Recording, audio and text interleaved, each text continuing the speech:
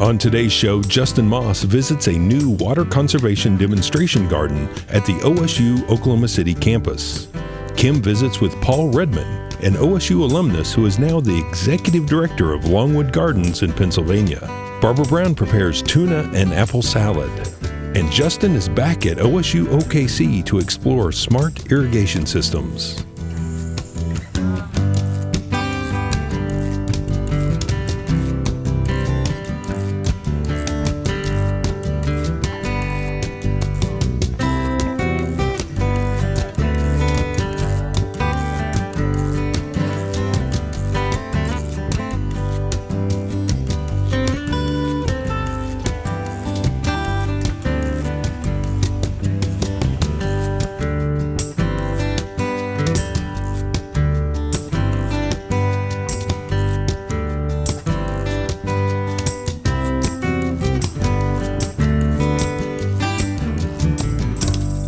Oklahoma Gardening is a production of the Oklahoma Cooperative Extension Service as part of the land grant mission of the Division of Agricultural Sciences and Natural Resources at Oklahoma State University, dedicated to improving the quality of life of the citizens of Oklahoma through research-based information.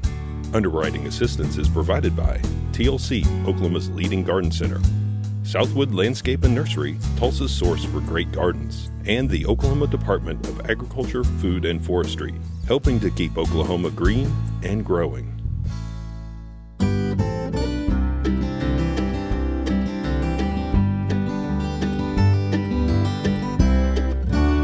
So today I'm here in Oklahoma City at the OSU-Oklahoma City campus, and I'm here in a beautiful garden. It's a water conservation garden, and this was created as a partnership with the City of Oklahoma City, OSU-Oklahoma City, and also OSU and Stillwater.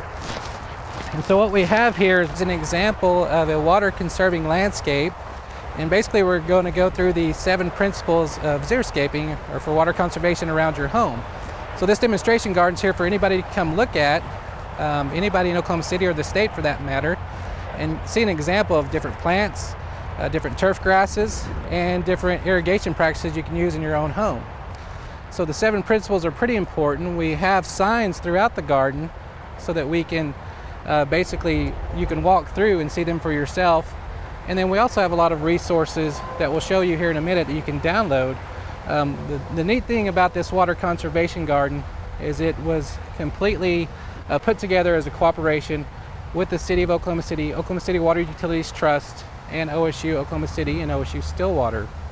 Water conservation and proper use of water resources in Oklahoma is so important that we just felt that we had to have something for the homeowners to come look at.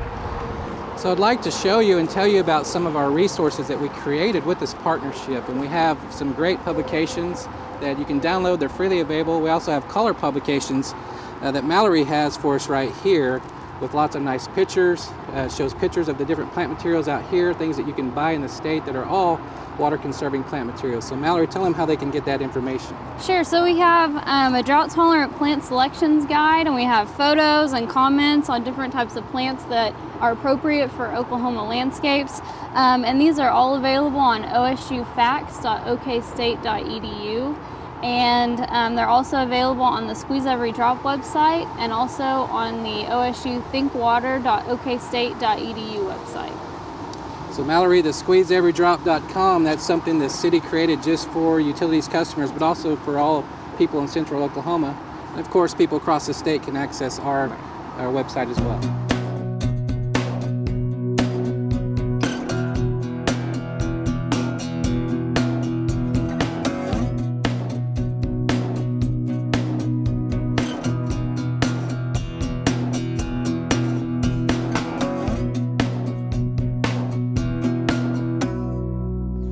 The field of horticulture can lead practitioners in many different directions, and when you have the passion and drive of our next guest, that includes the top of America's premier garden. Paul Redman is Executive Director of Longwood Gardens, and also an alum of OSU. So welcome home. Well, it's so nice to be here, Kim, and to be back at Oklahoma State University and here on the set of Oklahoma Gardening. So we are part of an incredibly diverse field. Horticulture touches people's lives in so many different ways that it goes almost unnoticed. You know, and that's an unfortunate thing, Kim, because when I came to Oklahoma State University way back when, I had no idea I could have the career that I have today in horticulture. And the wonderful thing that I know and with the people that I encounter that are doctors, lawyers, engineers, when they learn what I do and the beautiful gardens and horticulture that I get to experience, they say, I wish I had your job, Paul. We are certainly fortunate We to are. be in this business. So horticulture, touches on food production and the greening of cities, and of course there's public horticulture. As times change, our roles change. What do you see the importance of horticulture going? So that's one of the unfortunate things, Kim, is that I think there's a general lack of awareness about the diversity of careers people can have in horticulture. And the great example is that most people don't realize that the very food that's on their table is coming from the hands of horticulturists. And there's something I often say is that our profession is beyond the shovel and trowel. Those are very important tools that we have, but we do so much more than dig holes in the earth. People can have wonderful careers designing gardens. They can have wonderful careers growing vegetables and herbs and beautiful flowers to be sold. Or you could have a very high-tech, sophisticated job in biotechnology doing plant genetics and breeding. Absolutely, and all those things, come into play, impact the lives of everyday citizens. Now, there's another piece of horticulture that touches on the daily life, and that's public horticulture. Right. Again, a very diverse field, but what would you say are some of the key important roles of public horticulture? Well, public horticulture is the one field within horticulture that I am most passionate about, obviously, and it is because the ultimate purpose of people who work in public horticulture is to connect people with plants. And so our job is to expose people to the beautiful world of plants, the diversity of plants, and hopefully to inspire them so that hopefully they're going home, they're gardening, or they're going to pursue a career in horticulture, or probably the most important thing is that they're just going to become better and more observant stewards of what I call the greater global garden. Absolutely. And our viewers are those stewards, they're those gardeners, but I think that they can play a key role in the future of horticulture by, mentoring a young person and getting them excited about horticulture. That's actually a really interesting point because there's a theory out there that people suffer from plant blindness. That in general, people can actually recognize more brand names of products in the grocery store than they can recognize the names of plants. And so we need people to become mentors to younger people to expose them to this wonderful world and to teach them about the names of plants. Well, Paul, you've certainly been thrust in that area of connecting people to gardens, but you also have a passion for plants. That's Yes. how you got started. What are your special interests? Well, people are always asking me at Longwood Gardens, they say, well, what's your favorite garden or what's your favorite flower? That's really difficult for me to answer because I think all flowers are beautiful. But I do have a particular fondness for tropical plants. And it's probably because that's really where I began my career in public gardens and public horticulture. I was in Hawaii. Oh, poor thing. I know, tough gig. Well, I brought you by one of our favorite tropical plants in the garden, and that's the butterfly ginger, which Right. happens to be flowering just for you. Well, thank you, Kim. How'd you work that magic? No, it's a wonderful plant because it's very fragrant. And unlike Pennsylvania, where I live now, you can grow this here in Oklahoma. We can't do that in Pennsylvania. So I'm Yes. enjoying it. Yeah, and we get the flowers just before the frost hits, so we have to be patient. Well, thank you so much for visiting us and sharing your knowledge and passion. It's been a pleasure being here. Thank you. We want to thank Paul for his valuable time spent visiting with us and other students and faculty, and for his wonderful lecture. But we would be remiss if we did not take the opportunity to open up the Oklahoma Gardening Classics vault to show you some of his history with our show.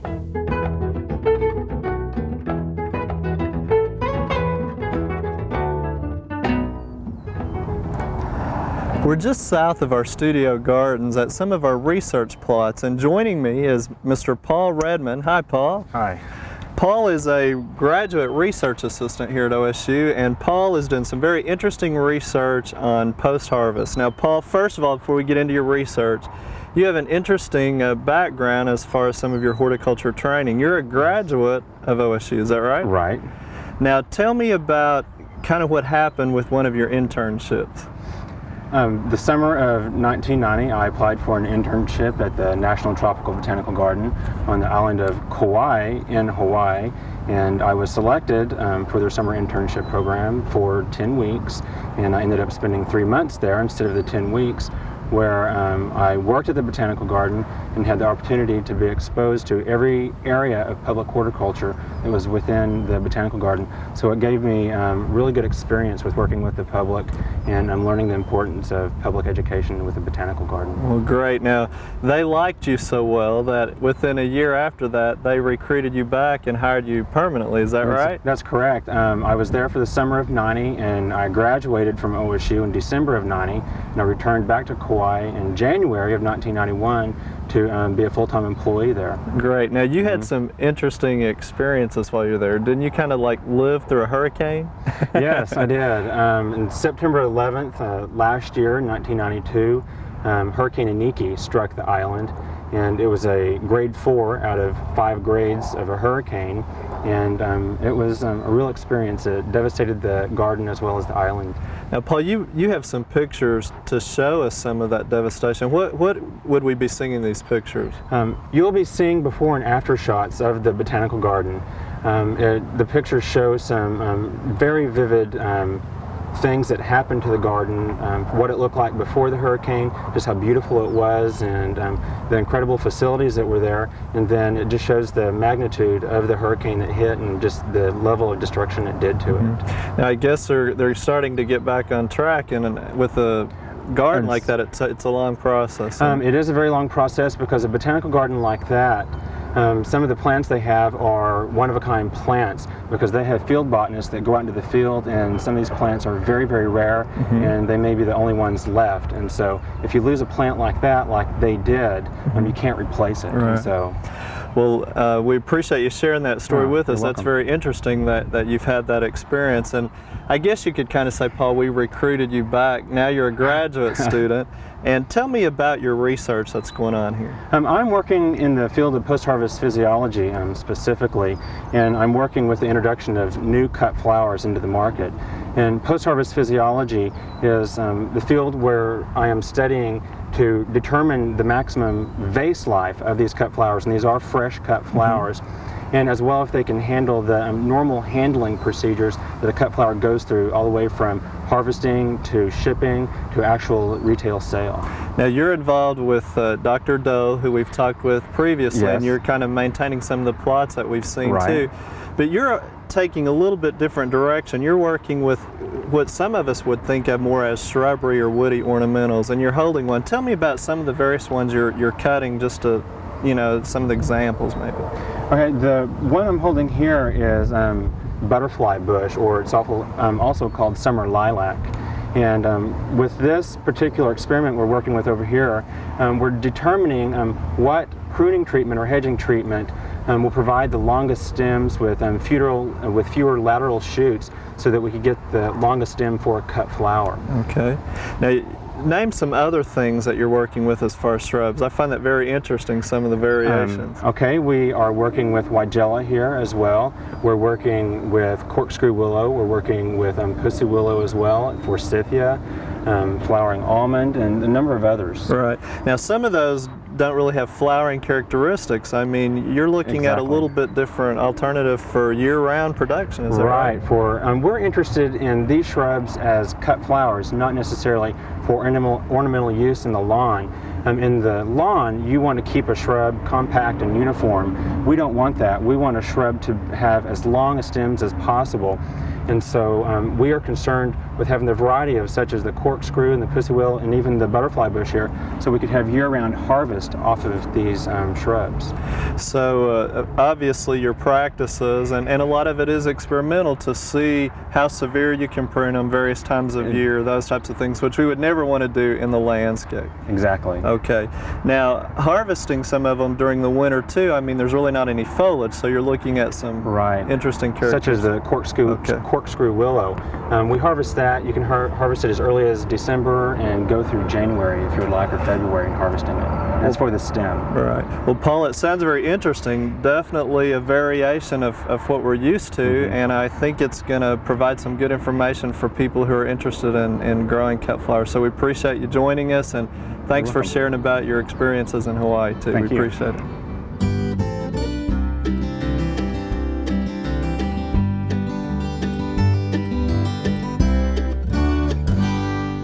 Today we're doing tuna apple salad sandwiches, and it's really good and fairly fast, and it's kind of almost a combination of Waldorf salad meets tuna salad, so we'll go from there. First of all, I'm starting with a 12-ounce can of tuna. Now, whether you get it packed in oil or packed in water, you're going to want to open it and let it drain. The traditional way that most people drain it is to open the can and press their thumbs against it and let the liquid drain out. This actually will preserve the flakes of the fish much better. You can see that some of it is already kind of mashed, but you still get more flakes this way than you do the other way. So letting it drain gently is going to be a little bit better option for you. You could use 2 small cans. It's not going to be quite as much fish, but it'll be close enough.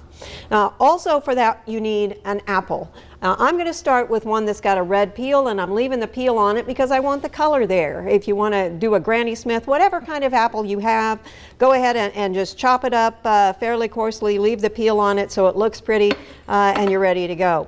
To that, I'm going to add 2 tablespoons of some kind of plain yogurt. It can be low-fat yogurt, it could be Greek yogurt, whichever kind is plain that you can get a hold of is going to work. I'm going to add 2 to 3 tablespoons of a low-fat or a fat-free mayonnaise. Now I'm giving you a range on this one because it depends on how creamy you like your salad. If I tend to like mine with a little more dressing to it, so I'm adding a little bit more, but if you don't mind it dry, or if you've not tried it yet, try it with a lower amount and work your way up. 1/2 cup of chopped fruit. I'm using cranberries, dried cranberries, again because I like the color. If you didn't want to use dried fruit, if you had red grapes or green grapes, they would work equally well. I would cut them in half or maybe even slice them depending. Some of the grapes that I see out there these days are pretty darn big, so it could be any kind of dried fruit, or a grape would work too. Also, 1/4 cup of unsalted nuts. Now, I'm using walnuts. You could use pecans. You could use peanuts if you don't have anybody with an allergy. You could even go further afield than that with cashews and just experiment. Also, I've got about 2 tablespoons of chopped fresh parsley. Could be curly, could be a flat leaf parsley, and a little bit, about 1/8 teaspoon of black pepper. And then I'm going to give it a pinch of salt because we didn't add any salt with the nuts, and we've got a little bit of salt coming from other things. But I think a little bit of salt enhances the flavor of some of the other things that are there. Now, we want to mix the dressing into the ingredients that we have here, and if you're familiar with a Waldorf salad, if we subbed in the grapes and put in some celery, we'd pretty much have a Waldorf salad going on. But we want to coat everything here. Part of the reason for that is we want to make sure that the apples get well coated because they're going to be sitting around possibly for a little bit of time, and having them coated with the dressing will help them keep them from going dark. All right, our tuna is going to go in now, and at this point we're going to blend it in, but you're going to do this stirring fairly gently because we want to keep the tuna intact as much as we can. Now the tuna could have been oil packed, it could be water packed. The choice on that, the calorie content is going to be a little bit higher when it's drained if you use an oil packed tuna, but it's pretty much personal preference when it comes, push comes to shove on this one. Let me get that piece out of the way there. And this is actually pretty much done. Now the question of in the media lately has been whether or not tuna is a safe food to eat. One consumer magazine has recommended that because of the mercury content of the tuna, that pregnant women, women who may want to become pregnant, women who are nursing, small children should all avoid tuna across the board. FDA and EPA still continue with their claim and recommendation because of the high nutritional value of tuna in the diet, that canned light tuna is safe for up to 12 ounces per week. And so that's the one I'm going with, partly because I trust them and partly because I like tuna. And while I'm not in any of those risk groups, I serve people who are. So I'm going to continue with that recommendation. I'm going to put a couple of lettuce leaves on this. What type of lettuce is going to depend pretty much on what type you have. I've got a bib lettuce here that's always pretty, so we'll put that on. A couple of leaves there, and I had a knife here somewhere. Now, my recommendation on slicing sandwiches is across the diagonal. They actually have done research on this and have found that it makes it look like you're getting more if your sandwich is cut out on the diagonal as opposed to if it's cut up and down. So anything that helps us eat less is good in my book. I hope you'll try this one. It's tuna salad sandwiches. For Oklahoma Gardening, I'm Barbara Brown.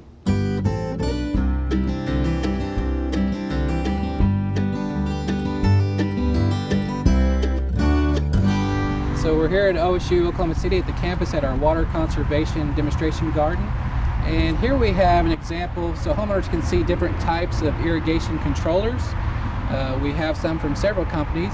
One of the ones we want to talk about today is actually manufactured by Toro, and it's a Toro Evolution, and we actually have Larry from Toro here to tell us a little bit how the controller works, what's special about it. This is what's called a smart controller, so what makes it smart, and then how can benefit us and help us to save water in the landscape. So Larry, can you show us what's going on here? Sure, Justin. This is the Toro Evolution controller. Kind of as an overview, the Evolution controller was designed to bring water-saving aspects of large central control systems that are found on golf courses, cemeteries, city parks, and those kind of things down to a level that's affordable for the homeowner. Some of the features that make it smart, one of these features is the weather sensor, which is mounted outdoors, which is monitoring temperature, it's monitoring rainfall, and it's calculating based on solar exposure an ET value. And that ET value, evapotranspiration, is used to adjust the run times based on the time of year.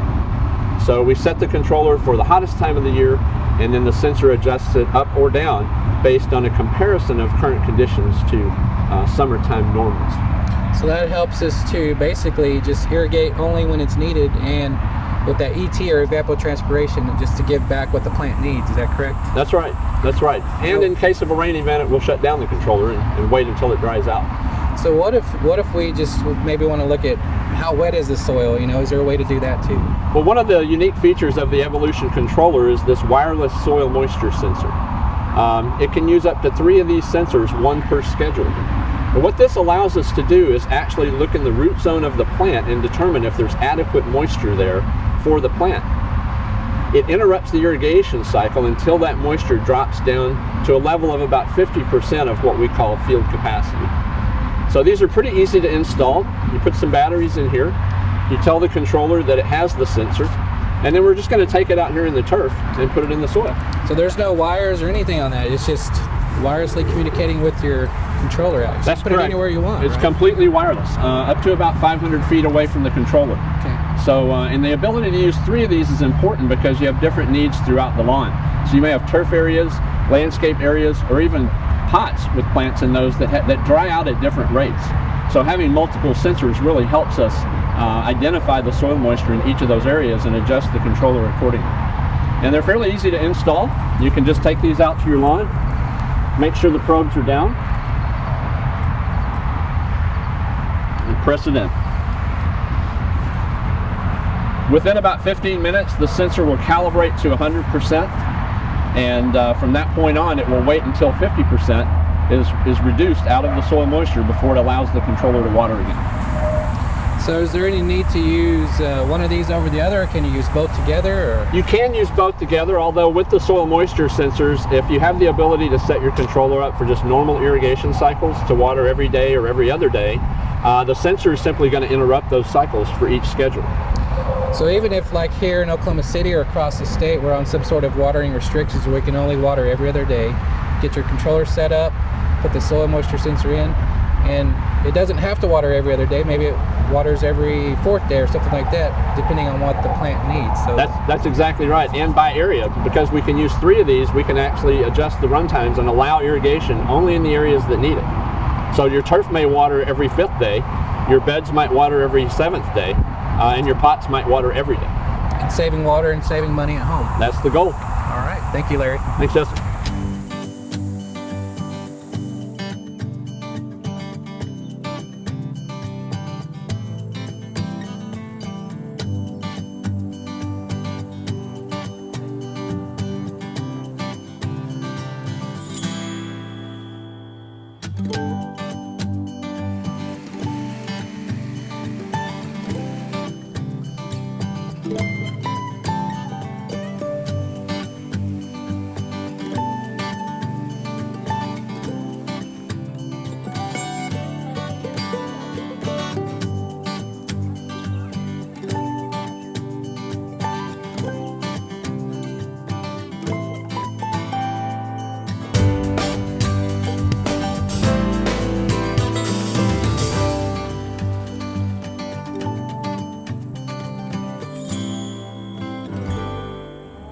Here are some of the upcoming gardening activities around the state.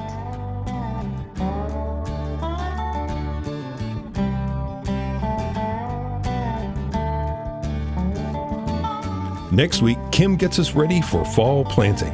David Hillock is in and out of the sun with some good evergreen shrubs. Barbara Brown roasts fall vegetables, and Justin Moss is back to the water conservation demonstration garden to talk about functional turf grass spaces. Join us then for more TV You'll Grow to Love.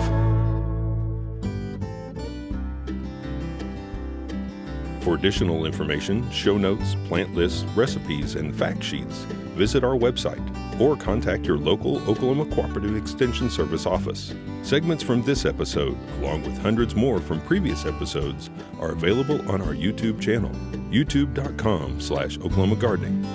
Be sure to join our Facebook group for information on upcoming episodes and gardening events, photos, and discussions of gardening topics. Oklahoma Gardening is produced by the Oklahoma Cooperative Extension Service as part of the Division of Agricultural Sciences and Natural Resources at Oklahoma State University. The Botanic Garden at OSU is home to our studio gardens. This outdoor television studio is made possible with the help of our generous underwriters, TLC Garden Centers, Southwood Landscape and Nursery, and the Oklahoma Department of Agriculture, Food, and Forestry. Additional support is provided by Pond Pro Shops, Greenleaf Nursery and the Garden Debut Plants, and the Oklahoma Horticultural Society.